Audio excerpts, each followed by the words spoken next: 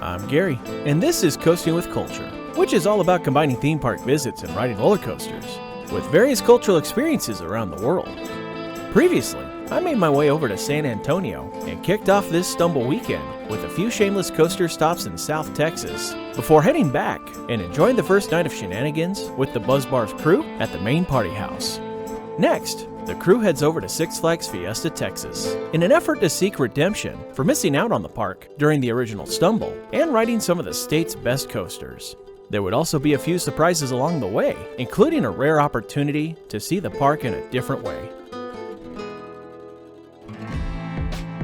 After a short drive from the Airbnb several of us stayed in, we made our way into Six Flags Fiesta Texas, a park I've been to several times before, and was really looking forward to my first ride on two of their coasters. We were going to kick off our riding with one of them, but they weren't quite ready to open right away. So we went over to kick off this Stumble on Batman the Ride, the park's SNS 4D spinner, which is a model I absolutely enjoy, although several in our group are a bit more apprehensive about it because of the spinning and the way you're occasionally stalled upside down. For me though, that is part of the thrill. Once we got that ride in, we saw that Wonder Woman was testing and made our way back for a lap on this original RMC Raptor Track coaster. Unfortunately, in my past visit to the park, Wonder Woman went down because of the wind, and you might already be aware of what happened the next time I came to San Antonio, so this would be a case of third time's the charm, although it almost wasn't. The shoulder straps they have on the ride are really restrictive in some seats, and this led to a walk of shame. But then there are some seats where the straps are more forgiving, so I was able to get a couple laps in during this visit. The other big knock on this ride, besides the inconsistency of the restraints, came from the way you could feel every spot where you went from one piece of track to the next, making for a bit of a rougher ride than the other RMC Raptors I've had a chance to try. While this ride had a reputation for being more wild than Stunt Pilot at Silverwood, I don't think the forces felt that different to me, and the Idaho version definitely has a smoother ride. But there are plans for some work to be done on the ride to make it better. There came a chance for many in the group to get their shameless coaster credit with a lap on the Streamliner coaster. Since we did have a large number in our group, and this was one I already had, I took a pass on riding again, but cheered on the others as they got their +1.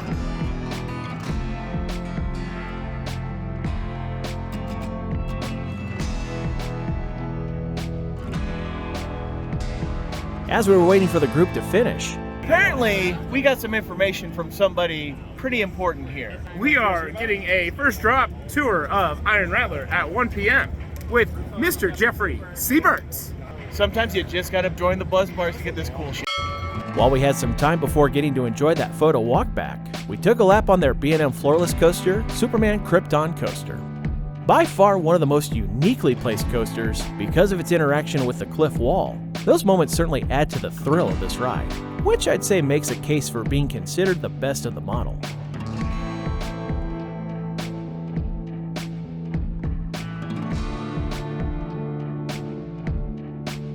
Speaking of B&M, they were the minds behind the latest scream machine in the park, Dr. Diabolical's Cliffhanger. Like Emperor at SeaWorld San Diego, this is a more compact version of the dive coaster, and the first of any coaster from the Swiss firm with a beyond vertical drop. It's a fun ride, although what really sets it apart from just about any Six Flags coaster is the level of theming they put into the indoor portion of the queue, as it includes a pre-show experience with the evil doctor herself.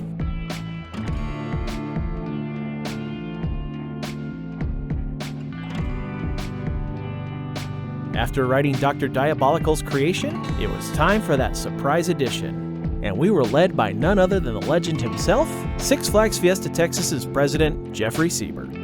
We started off with a short Q&A session, then walked over to the location of Iron Rattler's first drop, where we were able to take advantage of the empty basin of their Rapids ride, although we did have to be a little cautious when entering. I'm just so many people slipping now. Not me.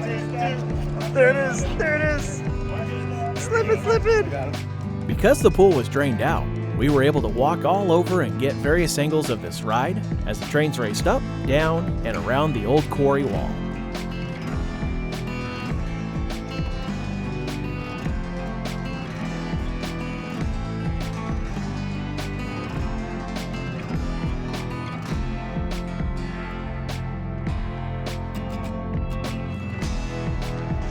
Always show your RMC love. I think many of us expected that to be the end of it, since it was said to be a photo walkback of Iron Rattler, but then Jeff asked if we'd be interested in going further by heading uphill for a walk along the top of the quarry wall. So just make sure you're really up for it. Please watch your step.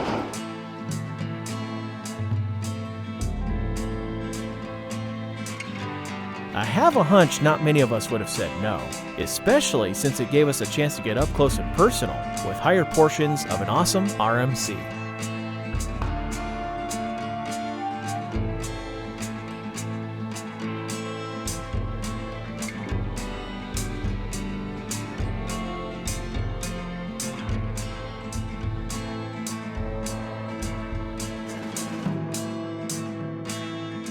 Following Jeff Siebert, Jeff Siebert, Jeff Siebert. We're following Jeff Siebert wherever he may go.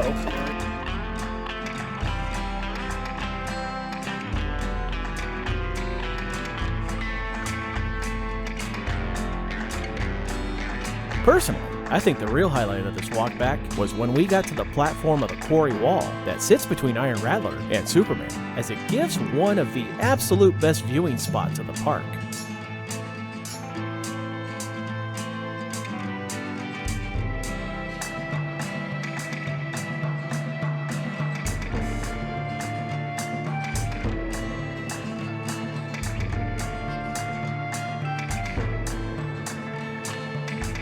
Some of us might have spent hours up there if they had let us. We did, however, get one last stretch by walking over to Superman, getting some really neat angles.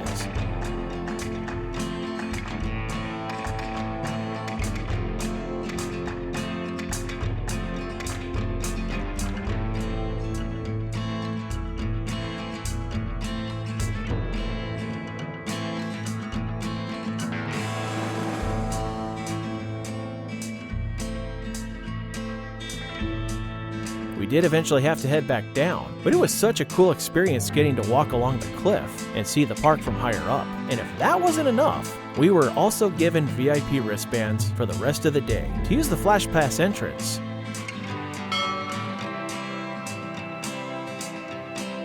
Those wristbands came in handy when doing some laps on Iron Rattler right after the walk back. And then a group of us went toward the front of the park, getting a chance to check out Poltergeist, their Premier Rides launching coaster, which received a redesign of their queue and station, really enhancing both.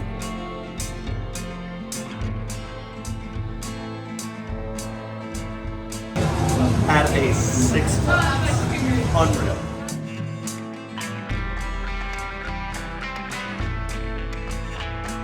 We then had a bit of a break from the coasters for some of the other rides in the park, including a bunch of us going vertical aboard Skyscreamer, their Funtime Starflyer, which takes you even higher than the cliff wall.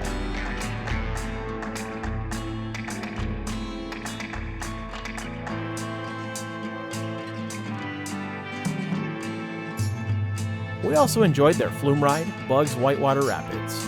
And Tyler, Caitlin, and I had a chance to check out the pirate re-theme of their Shooting Dark ride, which was previously themed to Scooby-Doo, like those found in the former Paramount parks, although this was easily one of the best re-themes of the rides based on the mystery-solving dog.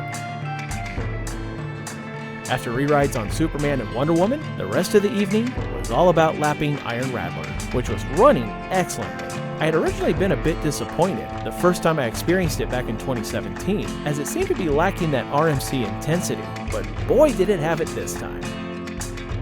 If there's anything I could say about our day, it certainly moved Fiesta Texas into a higher tier of parks from many of its fellow Six Flags counterparts, as the changes and improvements that have been made since past visits have really shown, and it seems that Jeffrey has a great vision for the park moving forward. Speaking of Jeffrey, a huge thank you to him for inviting our group to come and take that walk back with him for some incredible views of the park. It was a real treat, and easily one of the coolest things to happen for the Buzz Bars Coaster Club in its brief history. Absolutely one of my favorite experiences with the club so far. But there was still more to come for the crew, as we'd have more time to hang out and another park to visit the following day. Thank you for watching this Coastin' with Culture video. If you enjoyed it, please give it a thumbs up and click the subscribe button below to see future videos here on YouTube, like these ones which you may enjoy as well. Additional content can be found at coastingwithculture.com, and you can also follow Coastin' with Culture on Facebook, Instagram, and Twitter for announcements, previews, and updates. Thanks again for watching, and until next time, take care and safe travels.